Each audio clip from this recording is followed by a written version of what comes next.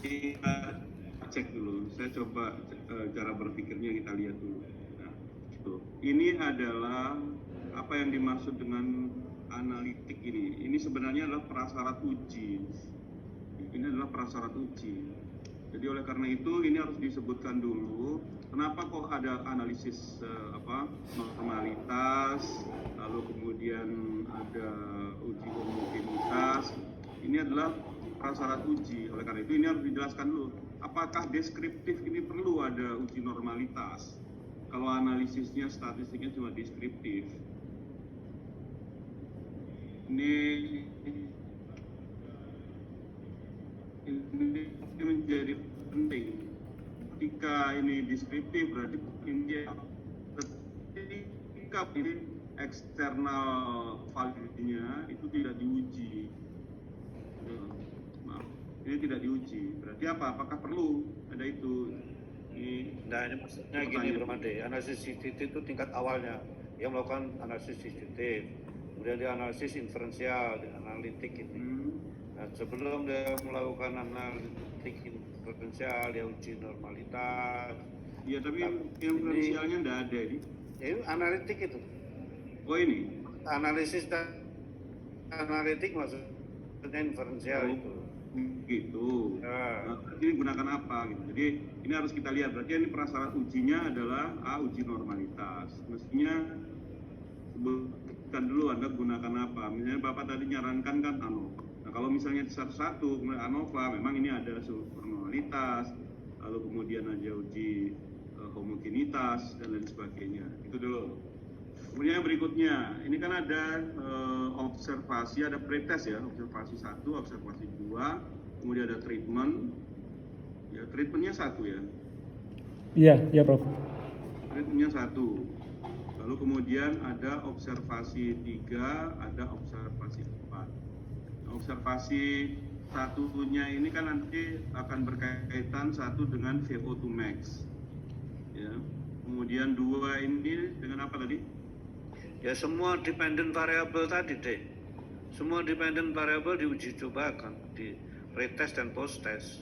Makanya kita lihat dulu mana yang bisa nanti digabung, mana yang tidak bisa digabung. Sebab kalau ini kita kan harus tahu. Misalnya jadi ini VO2 max-nya berapa, di pretestnya setelah di treatment berapa. Ini ada pertanyaan soalnya nanti ini berkaitan juga dengan ini. Treatmentnya itu bagaimana? Nah kalau misalnya treatmentnya itu ya tidak aerobic exercise, itu sulit meningkatkan VO2 max. Apalagi latihannya misalnya kan harus ada intensitasnya berapa, durasinya berapa dan sebagainya supaya apa? Dia bisa masuk ke submaksimal. Gitu. Ini kan standarnya kalau memang kita mau naikkan itu kan harus sampai di submaksimal baru meningkat. Gitu. Tapi meningkatnya itu karena latihannya. Kalau tadi saya dengar, kalau saya tidak salah dengar, itu jangan-jangan karena apa tadi? Yang satunya lagi? CRP yang di darah itu ya, Prof? Iya, jangan karena CRP-nya itu. Ini tidak bisa. VO2 max itu meningkat jika latihan. Jika tidak ada latihan, itu tidak bisa meningkat. Itu pun meningkat akan signifikan kalau dia itu berpredominant energy system aerobik. Riset saya dulu S1, itu kan memberi latihan juga fast interval training dan low interval training. Tapi kan yang saya gunakan itu kan renang, sehingga VO2 max-nya walaupun dia itu low interval training tetap naik. Kenapa? Karena ketika dia berenang, dia mengatur nafas gitu loh, sehingga VO2 max-nya itu juga menjadi tinggi. Sebab kalau VO2 max nanti kan kaitannya di sini. Jadi kalau kita lihat kan ini sebenarnya, nah kan di sini, ya sebelumnya masuk sini dulu sebentar, satu lagi. Nah kan di sini. Nah kebutuhan oksigen ini ya akan meningkat kalau dia beraktivitas.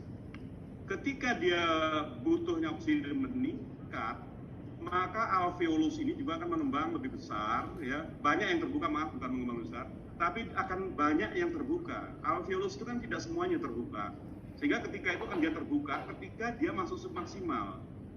Sehingga O2 itu akan terikat menjadi HbO2. Ini kan menjadi HbO2 di dalamnya. HbO2 ini kemudian ini transfer, kemudian masuk mitokondria Peningkatan untuk mitokondria. sintesa energi. Jadi kan ini persoalannya.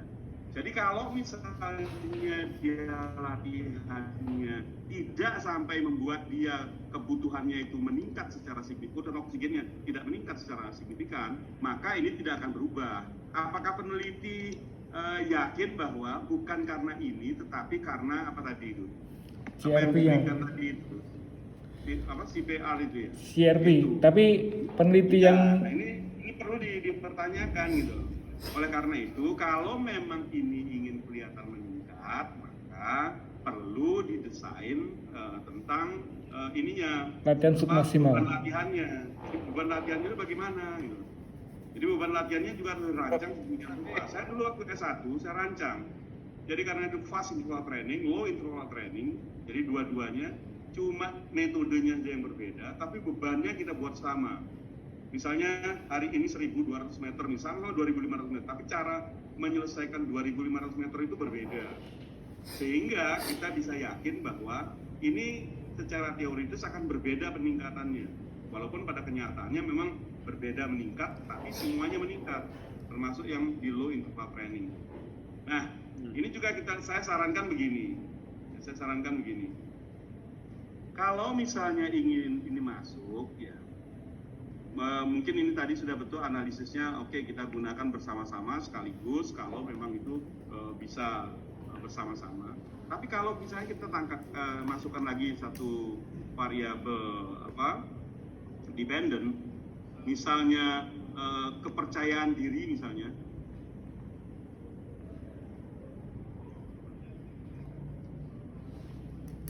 Diri, jadi kepercayaan diri mereka setelah latihan, sebelum latihan, ketika apakah itu berpengaruh body compositionnya mulai dari obes kemudian menjadi normal atau misalnya berubah, apakah ini berpengaruh enggak terhadap ini, sehingga dependent variabelnya itu menjadi banyak, walaupun nanti tidak bisa digabungkan di dalam analisis karena berbeda datanya.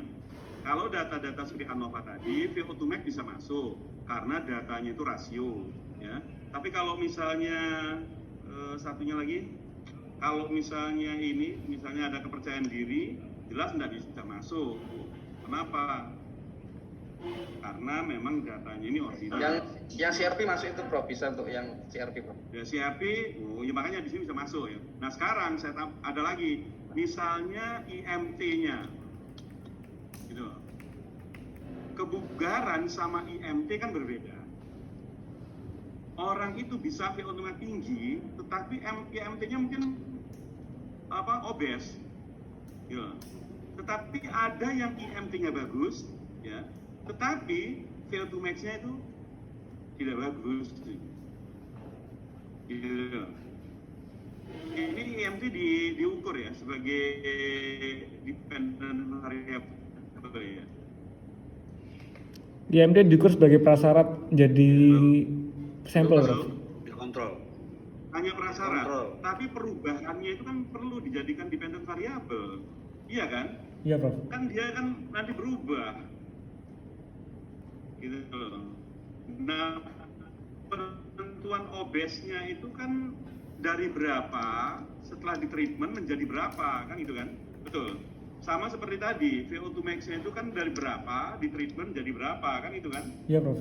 Sama juga dengan kalau memasukkan kepercayaan diri misalnya, kepedeannya sebelum latihan dengan kondisi dia seperti itu, setelah dia latihan dengan fisik yang lebih bagus, menjadi berapa, kan begitu.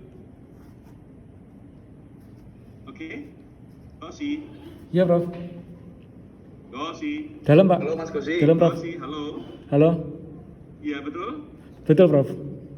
Iya. Nah, oleh karena itu ini coba kita amati lagi. Jelas kalau ini kita masukkan ke dalam ANOVA-nya tidak bisa. Ya, tidak bisa karena datanya ini adalah data original. Betul. Oleh karena itu berarti kalau ini sudah berarti masuk. Ini ada kajian psikologis. Ya. Atau dikaitkan aja misalnya apakah ada kaitan indeks massa tubuh itu jadi status gizinya atau body komposisi bisa, indeks massa tubuh bisa, terhadap kepercayaan dirinya. Gitu. Jadi artinya ini bukan pure hanya untuk eksperimen, ya yang menggunakan statistik inferensial, tapi juga bisa menggunakan ini, sehingga menjadi lebih luas kajiannya. Jadi apakah dengan posisi yang berubah dari normal itu ada perubahan kepercayaan diri, adanya juga berubah setelah dilatih, apakah DMT-nya berubah setelah dilatih dan lain sebagainya. Walaupun nanti analisisnya pasti parsial sesuai dengan ini masing-masing, dengan tujuan penelitian masing-masing. Ya sementara ini kan hampir sama dengan waktu saya S1.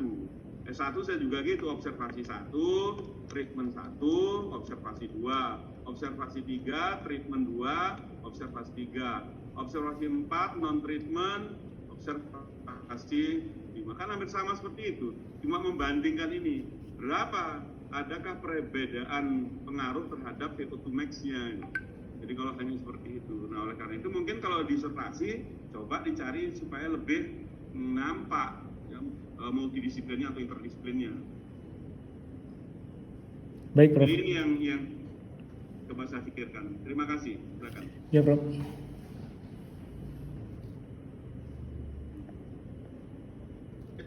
Ya.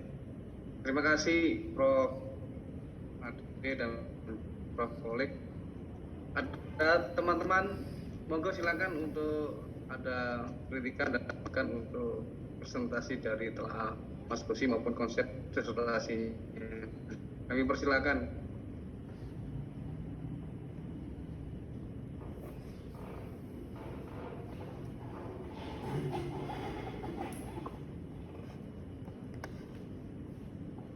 Ya, kalau tidak mungkin saya sendiri, Mas Gosi ya.